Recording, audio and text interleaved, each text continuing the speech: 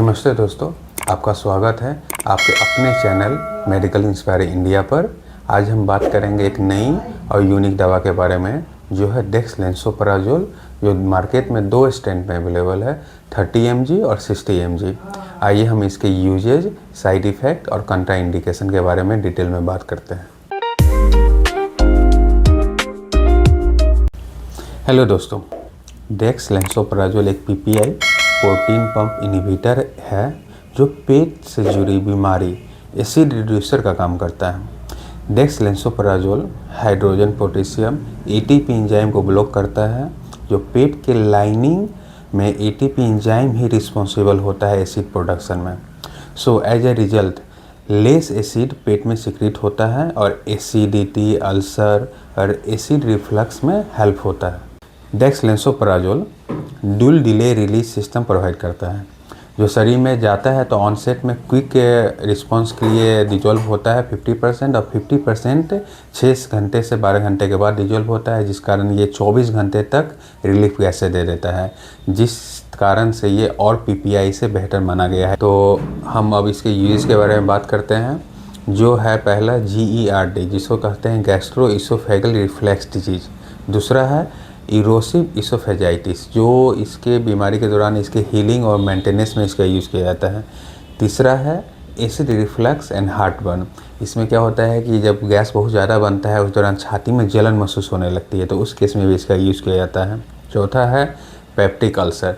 Peptic ulcer में इसको अकेले नहीं और मेडिसिन के कंबाइंड थेरेपी में इसका हम यूज़ करते हैं कभी कभी।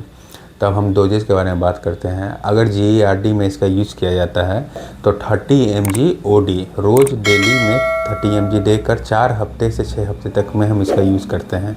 और इरोसिव इसोफेजाइटिस हो तो इसमें 60 mg OD में हम 8 वीक तक यूज़ करते हैं। तो अब हम इसके साइड इफ़ेक्ट के बारे में बात करते हैं, जो यूजुअली बहुत कम है, माइल्ड ही होती है, कोई सीरियस साइड इफ़ेक्ट का नहीं होता है। पहला इसका साइड इफ़ेक्ट माइल्ड में आपको हेडेक हो सकता है। इसको फर्स्ट टाइम आप पहली बार ले रहे हैं तो आपको मन मिचला सकता है, उल्टी जैसी थोड़ी बहुत हो सकती है, पेट भी झड़ सकता है और कब्जियत जैसा माइनर हो सकता है। ज़्यादा सीरियस हो इस टाइप की दिक्कत तो अपने डॉक्टर से सलाह ले सकते हैं।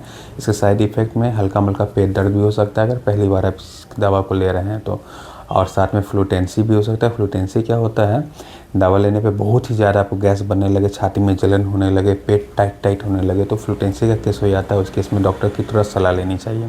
फ्लूटेंसी होने के साथ साथ आपको चक्कर भी आ सकता है।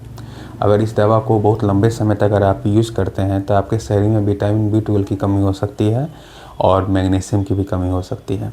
अब हम इसके कंट्रा इंडिकेशन के बारे में बात करते हैं।